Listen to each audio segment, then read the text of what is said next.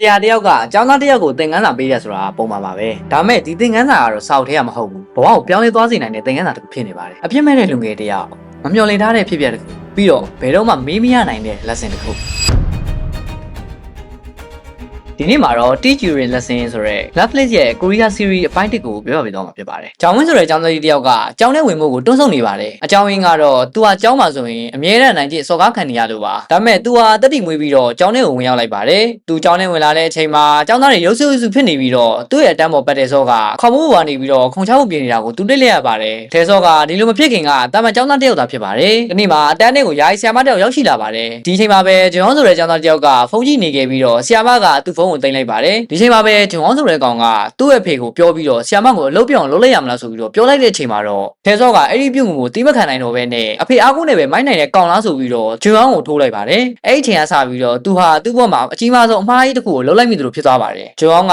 အာနာရှိတဲ့တမန်တော်လောက်အမတ်ကြီးရဲ့တားဖြစ်တဲ့အတွက်ကြောင့်မလို့ကျောင်းထဲမှာသူ့ကိုဘယ်သူမှမတားရကြပါဘူးဒါပေမဲ့ထဲစောကသူ့ကိုထိုးလိုက်တဲ့အတွက်ကြောင့်မလို့သူ့ရဲ့အုပ်စုရဲ့ဝိုင်းဝန်းရတဲ့တင်ကိုခံရပြီးတော့နောက်ထပ်အနိုင်ကျင့်ခံအသစ်တယောက်ဖြစ်သွားပါတယ်အရင်ကအနိုင်ကျင့်ခံနေရတဲ့ကျောင်းမင်းအစားထဲစောကိုပြင်ထုတ်ပြီးတော့အားလုံးရှိမှရှက်ခွဲကြပါတယ်အတန်းပေါ်တွေကဝင်မဆွဲတဲ့အပြင်ကိုဖုန်းနဲ့ရိုက်ပြီးတော့ social media ပေါ်မှာ post တွေဝိုင်းပြီးတင်ကြပါတယ်ကျောင်းမင်းကဆရာတွေကိုတိုင်ကြားဖို့စီစဉ်ခဲ့ပေမဲ့ဆရာတွေကိုယ်တိုင်ကဂျွန်ဟောင်းရဲ့ဖခင်ကိုကြောက်နေတာကိုတွေ့လိုက်ရပါတယ်အဲဒီနောက်မှာတော့တဲဆော့ရဲ့အချိန်တွေကတနေ့တစ်နေ့ပိုဆိုးလာခဲ့ပြီးတော့နောက်ဆုံးမှာသူဟာအသက်ကိုဆုံးရှုံးရင်ဖို့ဆုံးဖြတ်လိုက်ပါတယ်ကျောင်းမင်းရဲ့မျက်စိရှိတွေမဲ့တဲဆော့ခုန်ချသွားတာကိုမြင်လိုက်ရပါတယ်ဒီချိန်မှာရဲတွေရောက်လာပြီးတော့အမှုကိုစစ်ဆေးခဲ့ပေမဲ့ကျောင်းမင်းတင်သားလို့ဖြစ်မလာဘဲနဲ့ဂျွန်ဟောင်းရဲ့သူ့အဖွဲ့ကအရင်တိုင်းပဲဆက်လက်လွတ်လပ်စွာတွားလာနေကြပြီးတော့ကျောင်းသားတွေကိုဆက်လက်အနိုင်ကျင့်နေပါတယ်တဲဆော့တင်သုံးသားပြီးတဲ့အတွက်ကြောင့်မလို့ကျောင်းမင်းဟာတစ်ဖက်နိုင်ကျင့်ခံရတဲ့လူဖြစ်လာပြန်ပါတယ်သူကစိတ်တကြပြီးတော့ကိုယ့်ကိုယ်တက်သိဖို့စဉ်းစားခဲ့ပေမဲ့သူမလုံနိုင်ခဲ့ပါဘူးဒီနေ့မှာတော့ကွမ်ဆူဆိုတဲ့ကျောင်းသားကကျောင်းမင်းကိုရဲဆက်ဆက်ရိုက်နှက်နေပါတယ်ပတ်ဝန်းကျင်ကကျောင်းသားတွေကလည်းမြင်နေရပေမဲ့ဘယ်သူမှမကူညီကြပါဘူးဒီချိန်မှာပဲမမြင်ရတဲ့လက်တစ်ဖက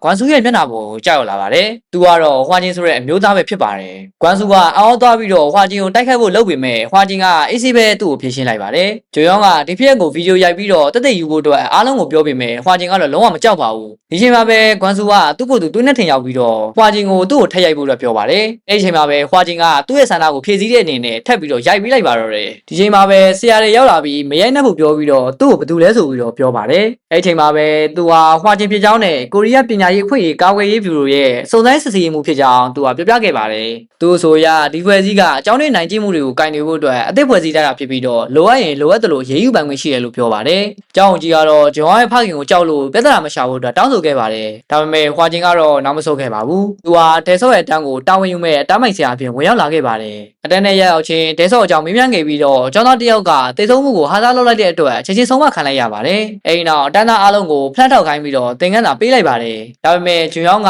မနာခံမဲ့နဲ့အားလုံးကိုထိုင်ကုန်မှာပြတ်ထိုင်ဆိုပြီးတော့အော်ဟစ်လိုက်တဲ့အတွက်အားလုံးကပြတ်ထိုင်လိုက်ရပါတယ်ဒီချိန်မှာပဲဟွာချင်းကလုံးဝအရှော့မပေးဘဲနဲ့ဂျွန်ယောင်းကိုပညာပေးလိုက်ပြီးတော့အတန်းသားအားလုံးကိုဖလတ်ပြန်ထောက်ခိုင်းလိုက်ပါတယ်လေးလေစာစားချိန်မှာလည်းဂျွန်ယောင်းကစီးကန်းဖောက်ပြီးတော့ရှေ့ကိုကြားဖက်ဝင်ရောက်ခဲ့ပါတယ်ဟွာချင်းကတားမြစ်တာကိုခံရတဲ့အခါမှာတော့သူဟာအစားအစာတွေကိုတမင်ညစ်ပအောင်လို့လက်နဲ့ကျုံးထည့်ပြီးတော့အမှိုက်ပုံးတွေကိုစွန့်ပစ်လိုက်ပါတယ်ဒီချိန်မှာပဲဝမ်းမီကြည့်ထားတဲ့ဟွာချင်းကအစားအသောက်တွေကိုမဖြုံးနှင်းနဲ့ဆိုပြီးတော့ဂျွန်ယောင်းကိုကန်ထုတ်လိုက်ပြီးတော့အစားအသောက်ကန်တစ်ခုလုံးကိုတန်ရှင်းပြန်လုပ်ခိုင်းလိုက်ပါတယ်ဒါပေမဲ့ဂျွန်ယောင်းကတန်ရှင်းမလုပ်ဘဲနဲ့အိမ်ပြန်သွားတဲ့အခါမှာတော့ဟွာချင်းကလည်းအိမ်ထိလိုက်သွားပြီးတော့ဖြစ်ခဲ့တာတွေကိုအဖေပြသူကွမ်ဖီကိုပြပလိုက်ပါတယ်ကွမ်ဖီကတော့တားဘက်ကနေရက်တီခဲ့ပြီးဟွာချင်းကိုတတိပေးခဲ့ပါတယ်ဒါပေမဲ့ဟွာချင်းကကွမ်ဖီရဲ့အာဏာကိုလုံးဝဂရုမစိုက်ခဲ့ဘဲနဲ့ဂျွန်ယောင်းကိုကျောင်းကိုပြန်ခေါ်လာပြီးတော့အိမ်သာဆေးခိုင်းလိုက်ပါတယ်ဂျွန်ယောင်းကသူ့ကိုယ်သူအိမ်သာကွက်နဲ့ခေါင်းဆောင်ပြီးတော့ဒဏ်ရာရအောင်လုပ်ခါဟွာချင်းကိုပြစ်ပုံချဖို့ကြိုးစားခဲ့ပါတယ်ဒါကြောင့်ကွမ်ဖီကကျောင်းကိုကိုရန်ရောက်ရှိလာပြီးတော့ဟွာချင်းကိုဆွဆွဲပါတော့တယ်ဒါပေမဲ့ဟွာချင်းကတော့အေးစစ်စစ်ပဲရင်ဆိုင်ခဲ့ပါတယ်တပတ်မှာတော့ဂျွန်ဟောင်းရဲ့တငယ်ချင်းတွေကအကြောင်းမင်းကိုရက်နေပြီးတော့ဟွာချင်းကိုတိုင်ကြားခဲ့တယ်လို့ဆွဆွဲပါတယ်စစ်ပြက်လက်ပြက်ဖြစ်သွားတဲ့ကြောင်မင်းကအဆောက်အဦပေါ်တက်ပြီးခုံချဖို့ကြိုးစားခဲ့ပေမဲ့ဒီတစ်ခါမှာတော့ဟွာချင်းရောက်လာခဲ့ပြီးကြောင်မင်းကိုလက်မလျှော့ဖို့တငယ်ချင်းတွေဖွဲ့ဖို့နဲ့ယုံကြည်ရတဲ့လူကြီးတွေကိုပြောပြဖို့အတွက်အားပေးခဲ့ပါတယ်ထို့နောက်သူဟာကြောင်မင်းကိုကြောင်ရင်ကွင်းမြေပေါ်မှာပပြေးခန့်ခဲ့ပြီးတော့ညဘက်မီနီမတ်မှာခေါက်ဆက်တူစားကြရင်နဲ့သူတို့နှစ်ယောက်ရင်းနှီးသွားခဲ့ပါတယ်တို့ပေမဲ့အကြောင်းမင်းကတော့ဂျွန်ရဲ့အာဏာကိုကြောက်နေစေဖြစ်ပါတယ်။ဒီချိန်ထဲမှာပဲကွမ်ဖီယာဝင်းကြီးချုပ်ချွဲကန်စော့တီသွားပြီးတော့ဟွာချင်းတို့ဖွဲ့စည်းထားတဲ့ ERBC ကိုဖျက်သိမ်းပေးဖို့ဖိအားပေးနေပါတယ်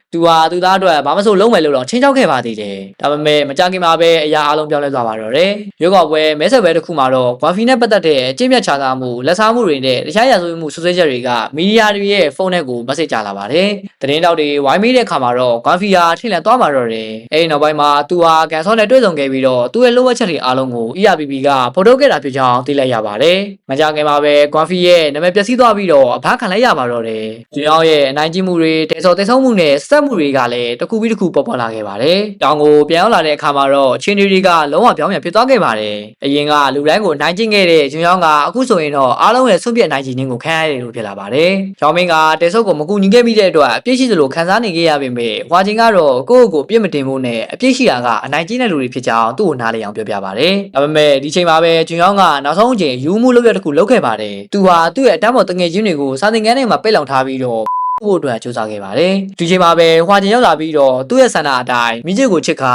ဓာတ်စီတွေကိုပြစ်ထည့်လိုက်ပါတယ်။ဒီတောက်တွေကဂျွန်ယောင်းကိုဝိုင်းပတ်လိုက်တဲ့အချိန်မှာတော့သူဟာအရန်ကိုထိတ်လက်ငိုယိုခဲ့ပြီးတော့ဟွာချင်းကိုသူ့ကိုလှုပ်ပေးဖို့အတွက်သနာခံခဲ့ပါတယ်။ဒီချိန်မှာပဲဟွာချင်းကတဲဆော့ကိုတတိယစီခဲ့ပြီးတော့တိတ်ကဖြစ်ရမှန်တွေကိုပြန်ပြောခဲ့ပါတယ်။တဲဆော့နဲ့သူ့ရဲ့ဖခင်ကဂျွန်ယောင်းကိုတိုင်ကြဖို့အတွက်စူးစမ်းခဲ့မှုပါတယ်။ဒါပေမဲ့ကျောင်းကစုံစမ်းစစ်ဆေးဖို့ညှင်းဆန်ခဲ့ပြီးတော့နောက်ဆုံးမှာတော့ဂွမ်ဖီရဲ့အာဏာကြောင့်တဲဆော့ရဲ့ဖခင်ကစီးပွားရေးကိုပါဆုံးရှုံးခဲ့ရပါတယ်။အဲဒီအချိန်မှာပဲတဲဆော့ဟာသူ့ဖခင်အတွက်ဂျွန်ယောင်းရှိမှဒူးထောက်ပြီးတော့တောင်းပန်ပါတယ်။ဒါပေမဲ့ဂျွန်ယောင်းကဂယူးမဆိုင်ပဲရှောင်ပြောင်ခဲ့ပြီးတော့သူ့ကိုတေးလိုက်ဆိုပြီးတော့ပြောခဲ့တဲ့အတွက်ကြောင့်မလို့သူဟာတိုက်ပုံကနေခုံချခဲ့တာဖြစ်ပါတယ်။အခုချိန်မှာတော့ဟွာချင်းကဂျွန်ယောင်းကိုသူ့လိုခဲ့တဲ့ပြစ်တွေနဲ့အတူတူတက်ရှင်သွားဖို့အတွက်ပြောလိုက်ပါတော့တယ်။နောက်ဆုံးမှာတော့ဂျွန်ယောင်းနဲ့သူ့ရဲ့ဖွဲ့သားတွေအားလုံးဖမ်းခံခဲ့ရပြီးတော့ဒဲဆော့ရဲ့အမှုကိုလည်းပြန်လည်ဖွင့်လှစ်စစ်ဆေးခဲ့ကြပါတယ်။ကျောင်းမင်းဟာဟွာချင်းကိုအဲ့ဒီနေ့နောက်ပိုင်းကနေစပြီးတော့မတွေ့ရတော့ပါဘူး။ဒါပေမဲ့ဒေယန်ထန်တဲ့ကျောင်းကကျောင်းသားတွေကတော့တစ်ချိန်ကသူတို့ကိုဒုက္ခပေးခဲ့တဲ့အနိုင်ကြီးသူတွေဟာနောက်ဆုံးမှာတော့ထိုက်တန်တဲ့အပြစ်ဒဏ်ကိုခံခဲ့ရကြအောင်အမြဲမှတ်ရနေခဲ့ပါတော့တယ်။အဲ့နောက်မှာပဲဟွာချင်းနဲ့ဝင်းကြီးချွဲကန်ဆော့က